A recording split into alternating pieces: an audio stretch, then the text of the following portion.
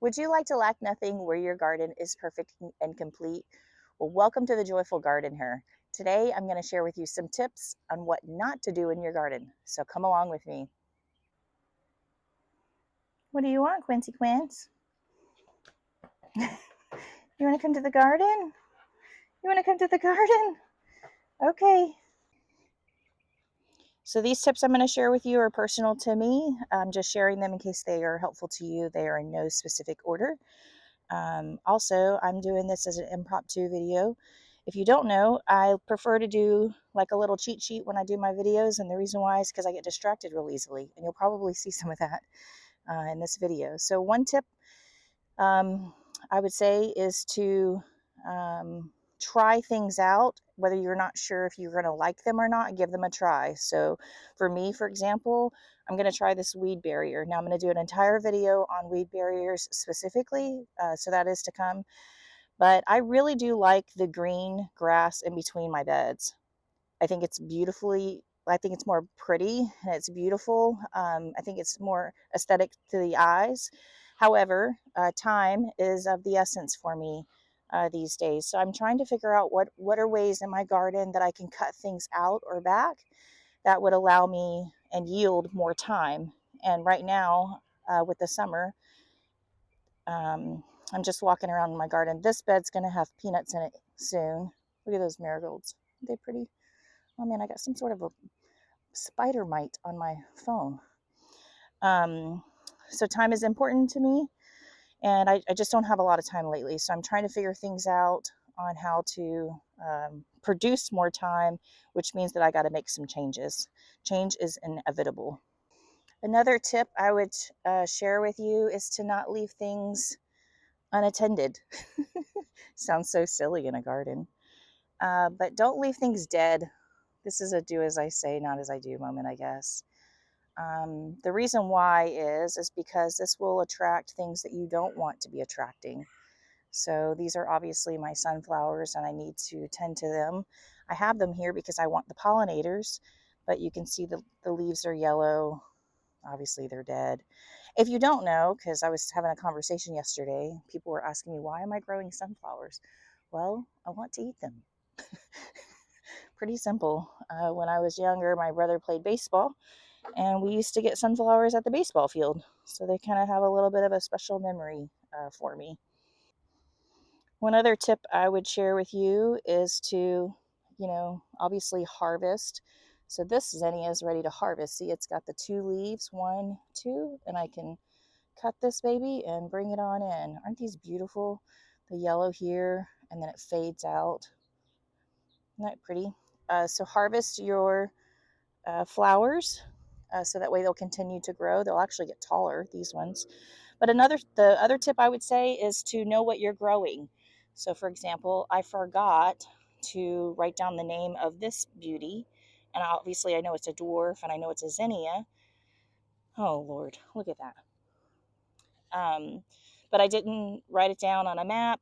I chaos garden, if you will. And so that'd be another tip. Like, what is it that you're growing? What is it here that was in the middle of the bed? I don't know. Life kind of got to us this year. I had a lot of goals, gardening goals this year, and a lot of them got achieved. So my big one was to get my garden set.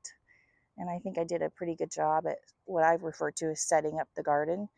But life did get to us the last 90 days. And if this was a good word picture of how our life has been, yeah, this would be about right. We do own a lawnmower. We actually have a really nice one. But yeah, life definitely got to us on multiple subjects. And the garden, kind of stepped aside, if you will. I didn't get to do as much as I wanted. Only grow things that you would eat. So for me, for example, you can see this basil is already flowering, so it's probably not going to taste as good. But I, again, like I just mentioned, wanted to do a lot of things this year. One of them was to grow basil so I can make a big harvest and have a lot of pesto. I love pesto. It smells amazing. I wish there was smell-o-vision so you could see and smell this. But I really wanted to make some pesto this year, and that didn't happen. So a tip I would have is to make sure that you have the time for things that you plant. And that obviously takes time to think about what you're planting, how you're planting it, what you're going to use it for, things like that. Do you have the supplies to harvest it? Do you have the things in the kitchen, the tools and resources that you need to be able to make that food item? So that would be another tip. Tend to your basil, tend to your harvest and crop, so that way you can enjoy it with your family. Another tip I would share, so these are my tomatoes, and you can see this trellis. See, I got to tend to these, they're dead.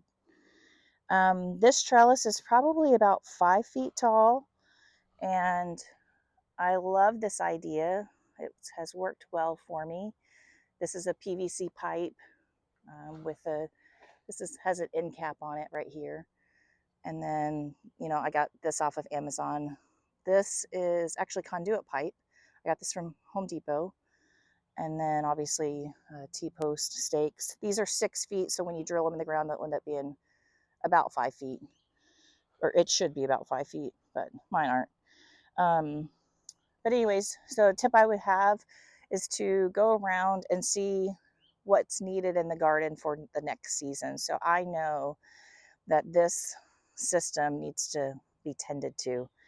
And I also know that because my tomatoes that I'm planting are growing beyond that. And you can see because of the heat, I imagine, I don't have any good flowers on this. Now I did attempt to put up a shade cloth this year, and it was a huge epic fail.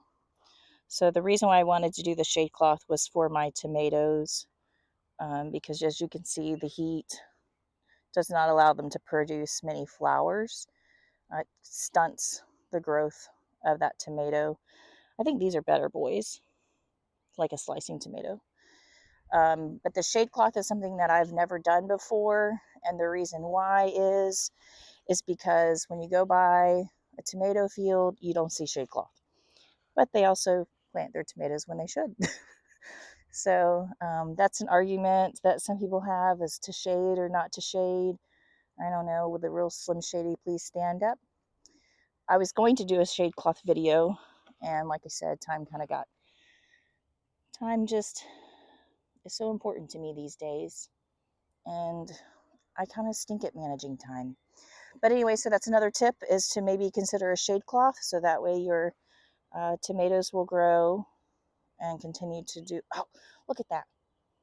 Okay, if you don't know what an aphid is, look at that. Come on, focus. The thing I hate the most. These things are so gross. Oh my gosh, I don't even want to do it on camera. It's so nasty. They have like these hard shells, and I try to pinch them and kill them. So tend to your garden, manage your time, and yeah. So I guess I got to do it this way. I was doing it like this earlier, and I'm like, oh, on camera you can't see that. So I guess that would be something else in your garden if you're going to do videos. Learn how to work your little selfie stick. Sorry if it's been funky angles. This is just me. You know what I mean? My authentic self. So it's because I'm holding it off to the side of my hip. Anyways, another tip I would say to you is when you order a replenishment of something that didn't work for you. So we planted carrots this year. They did not grow well. So I called the company and said, hey, these didn't grow well. Well, I replanted them, and here they are. But it is way too late for these babies. So, okay, so if you don't know how to do a carrot, see that? There's no shoulder there. I don't know if you can really see that. See, there's no shoulder here, and there's no shoulder in that one. And this one. So I would leave those. I pulled these because I could see the shoulder. And you could actually see now that I pulled it from here up was the shoulder, and here down is going to be probably the better part. For rainbow carrots, I've learned that my husband likes the white ones, I believe. I just prefer the orange ones, and the purple ones aren't too bad. But I probably won't do rainbow carrots next year. I'll just probably do basic Danvers. So, anyways, okay. So something else I would recommend in your garden is sunscreen. Now, this is not sponsored, although if I have anyone that's willing to sponsor this video or future videos, I'm definitely open to it. But my favorite sunscreen is the Mary Kay sunscreen. Now, this is an SPF of 50. So this is what this looks like, if you can see that. And what it says is it helps prevent sunburn if used as directed with other sun protection measures, decreases the risk of skin cancer and early skin aging caused by the sun. So I don't know about you, but I don't like wrinkled, saggy skin. Maybe, maybe you're okay with it, but I will definitely use sunblock so I can always look as young as possible, as long as possible. And then also, of course, nobody wants cancer. Cancer is horrible. We've walked through it several times with my husband. So you definitely want to prevent yourself with that. Now, I know that a lot of people like to use the copper tone here, this copper tone, but it does have the spray on it. But this is only an SPF of 15, whereas this is 50. So the thing that I don't care for about the copper tone, number one, when you are around somebody who sprays it and you're on the opposite side of them, well, guess what? You get it in your mouth and in your eyes. People just don't have like social awareness. I don't understand it. If I was spraying this and somebody was near me, I would make sure that I wasn't spraying it in the wind direction so that way somebody else would get it. But anyways, I digress. So when you use, so that's one thing I don't like is that people just don't have the social awareness. But the second thing is that when you spray it, you've got to still rub it in. So for me, if I'm going to be rubbing something in, I might as well use one of these kinds of creams. Something else that I would recommend out in your garden that you make sure you don't go without is actually an insect repellent. So I'm currently using this one, this Repel one. And this one actually says that it repels mosquitoes that may transmit the Zika, West Nile, and Chickamauga viruses. It does have DEET in it. And I do prefer a more natural approach to some things, not all things, but to some things. So if you know of anything that's more natural for a insect repellent, please let me know in the comments. So definitely always wear your sunblock and then an insect repellent as well, because insects carry things and we're just an innocent bystander if we end up contracting something like that. And nobody wants that. So that's my little take on these two things, or two subjects, is the insect repellent and then a good sunblock. And then probably my last tip, I really enjoy these solar panel lights.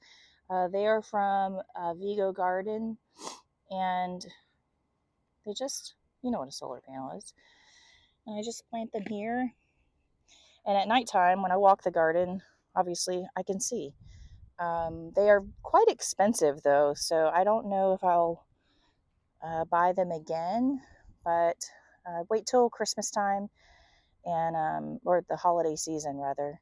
I think last year I got them an 8-pack for like $60, which is quite expensive for a stinking solar panel, But they are pretty. They attach beautifully to the garden.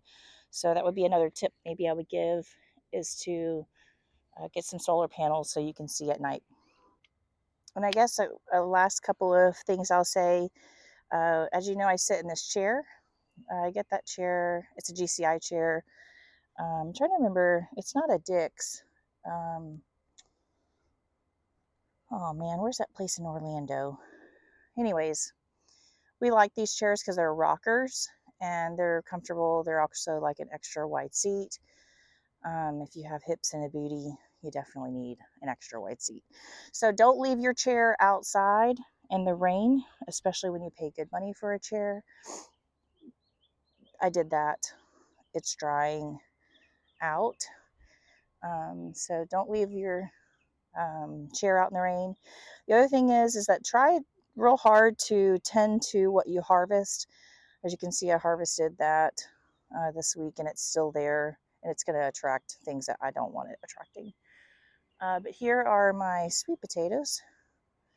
I've got a video coming for sweet potatoes, but these are the purple ones, and then these are the Bogard ones.